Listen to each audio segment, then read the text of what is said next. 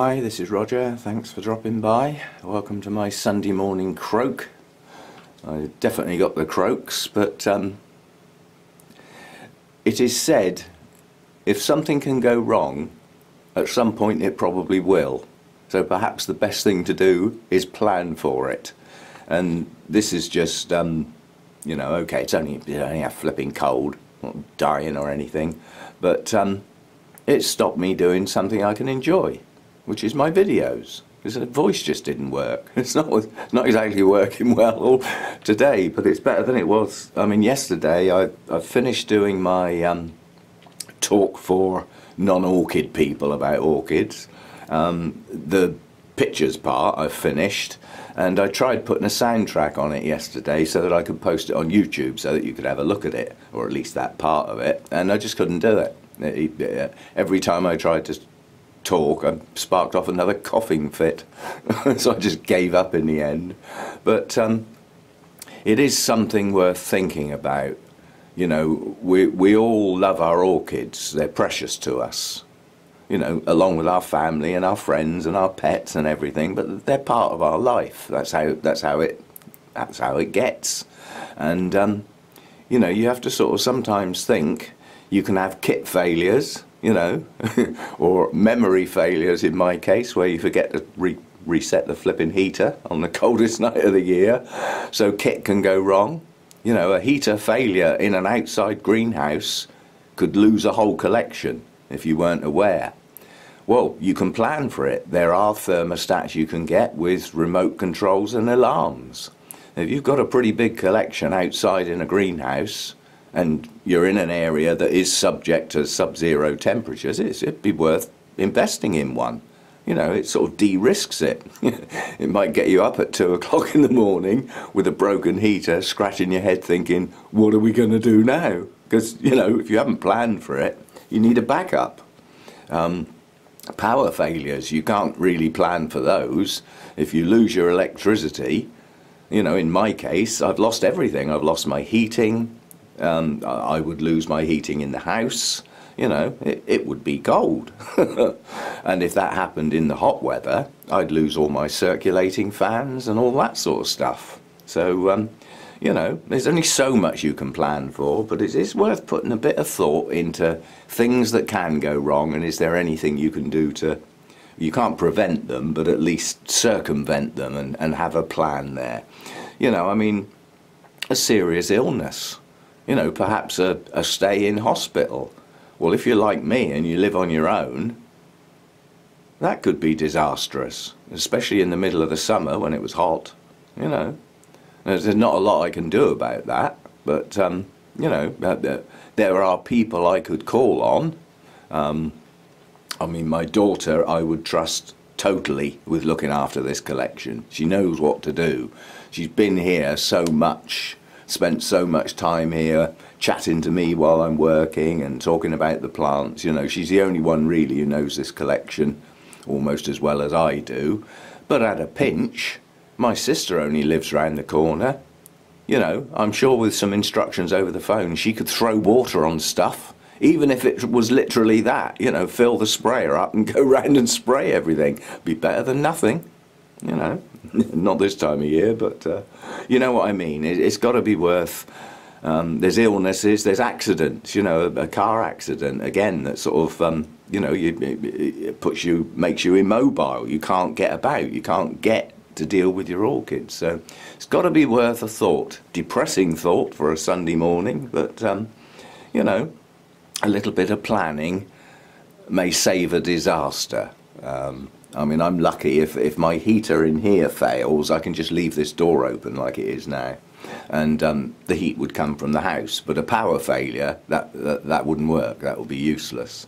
But luckily here in the UK, a power failure is very rare, and certainly in my area, you know, it's a bit different, you know, in parts up north and Scotland and that. I mean, they can get weather so bad that if the lines are down, they can't get to them to repair them. We don't get problems that bad around here. You know, if we had a power failure, I think the longest power failure I've ever had since I've been here, which is 10+ years, was about 4 hours. You know, you can cope with that. That's not a big deal. Generates a good bit of language, but you know, it's not a big deal. But yeah, a little bit of planning for potential outages, disasters, failures, illnesses, accidents, all that sort of stuff. It's got to be worth having a think. Who can you depend on? Who could you rely on to help you out? And talk to them. Don't just assume. Talk to them. You know, work something out. Right, we got a few new blooms dotted around here. I'm not going to go on too long today because although my voice appears to be working, given that this is the first time I've really tried it out since yesterday morning when I tried to do that soundtrack on that video. That was a miserable failure. But we have got a few new things going on. The other zygo is just opening, and I'd forgotten what this one looked like, I must admit. So that's just opening. It's not fully open yet, so we'll have a proper look at that down the line. What else? What else new? That Tolumnia up near the roof there, those buds are just starting to break now. Excuse me. So that's going to be open within a couple of days, and it looks like 3, maybe 4 buds are all going to open together, so that should sort of burst into life. Excuse me. I'll have to do an update on the Tolumnias soon, because there's only a couple that haven't actually got spikes on, and several have got several spikes on, so you know, we'll have a look at those soon. And this little beauty's still open. It's only tiny, but it's very attractive, and that's quite fragrant for a small bloom. And the other thing I've been doing is the resting dendrobiums are easier to look at from the outside, looking in the window rather than from me in here, because there's lots of stuff in the way. But excuse me, the Findlayanum has actually got quite a lot of buds. Now I'm really hoping that that's going to be in bloom at the end of March, because it's just something that I'm pretty confident nobody else is going to have. So that's looking good. Be careful with these buds, they're fragile. Okay, using my voice has started my cough off again, so I'm probably going to leave it. But at least I tried. The other thing I plan to do, well, given I've got a voice to do it with, is my project plant round of updates. It'll be their first actual update since the original filming back in middle of December. I think I started those. I said I'd come back to them end of January, beginning of February. And the idea with those is to repeat the original videos with the same, obviously the same plants, the project orchids, and repeat the video in the same order with the plants, so that people, if they choose to do so, can go back, I'll put a link obviously, can go back and watch the original video and then watch the updates. But the plan with the updates is to actually show the plants as they were. When I did those first project, the filming, what I did was I did snapshots of all the plants at a suitable point on the video, and I've stored those stills away.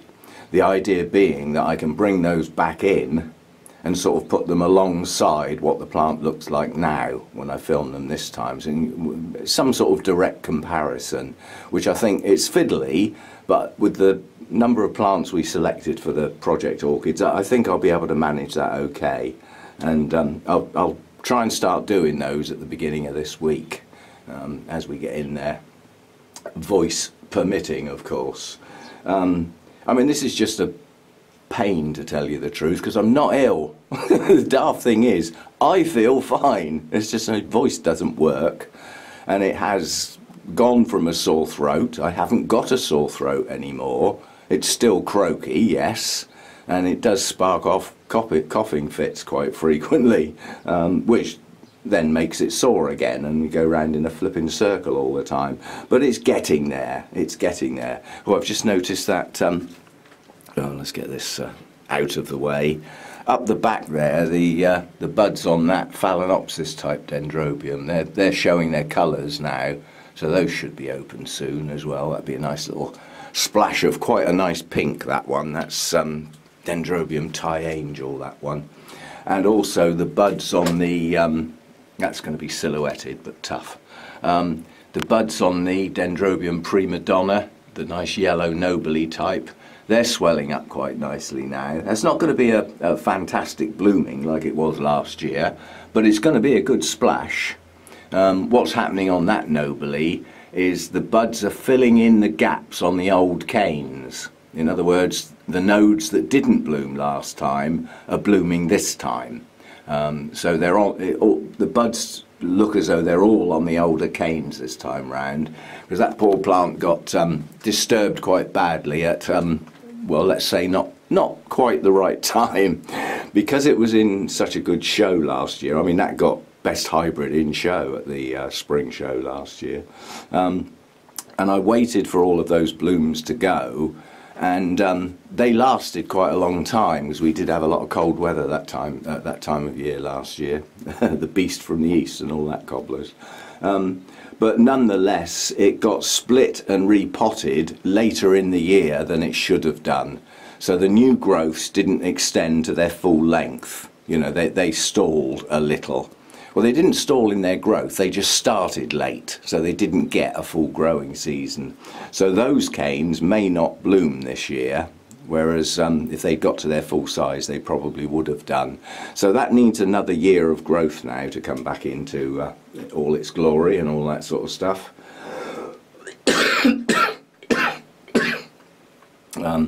Yeah, I'm going to start spluttering now, so we just will call it a day. And I'll see you next time, and thanks for putting up with the croaks, and hopefully normality will resume shortly. We've got to have a look at the orange before we go.